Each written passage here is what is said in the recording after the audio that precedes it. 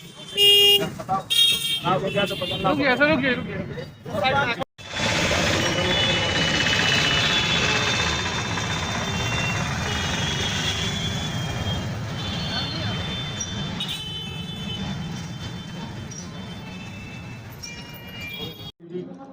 है, इसको क्यों मनाया जाता है, इसके बारे में लोगों को कैसे जागरूक करने का संदेश देना है? आज पूरे विश्व में यानी 16 नवंबर 2022 को वर्ल्ड सीओपीडी डे मनाया जा रहा है। ये एक संस्था है, उसके द्वारा पूरे विश्व में मनाया जाता है। इसका उद्देश्य है कि मरीजों को सीओपीडी के बारे में, सीओपीडी का मतलब होता है chronic obstructive pulmonary lung disease.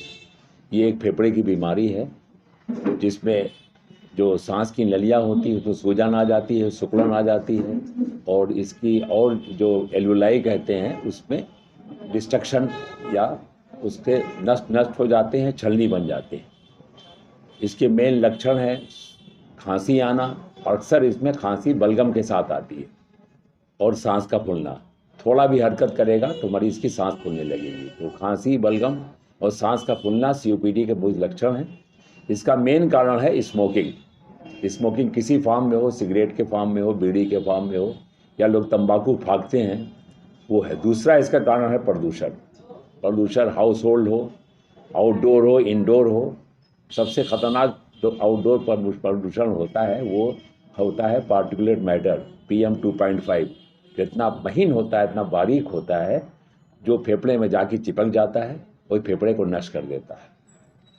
अगर ये देखा गया है कि एक सिगरेट जो है PM 2.5 22 माइक्रोग्राम के बराबर का मतलब होता है एक सिगरेट का पीना। तो चाहे प्रदूषण का धुआं ले और चाहे सिगरेट पिए, दोनों का असर एक ही है, ये फेफड़े को नष्ट कर देता है। और ये बीमारी ऐसी है कि फेफड़े में नहीं रह करके फेफड़े के अन्य भाग यानी शरीर के अन्य भाग जैसे हार्ट को असर करती है, हड्डियां कमज़ोर हो जाती हैं, एनीमिया हो जाता है, और आगे चल के फेफड़े का कैंसर भी हो जाता है। तो इसीलिए इसी बीमारी की जागरूकता फैलाने के लिए आज पूरे विश्व में सीओपीडी दिवस मनाया जा रहा है। इसका बचाव यही है कि प्रदूषण से बचें, सिगरेट ना पिएं, धूम्रपान ना करें, और इसके साथ साथ बीमारी होने पर जो इसके लक्षण हमने बताए हैं, खांसी, बलगम, सांस फूलना, उसको फ़ौरन जांच कराएं। जांच बहुत आसान है, स्पायरोमेट्री जिसे कहते हैं लंग फंक्शन टेस्ट, इससे की जाती है।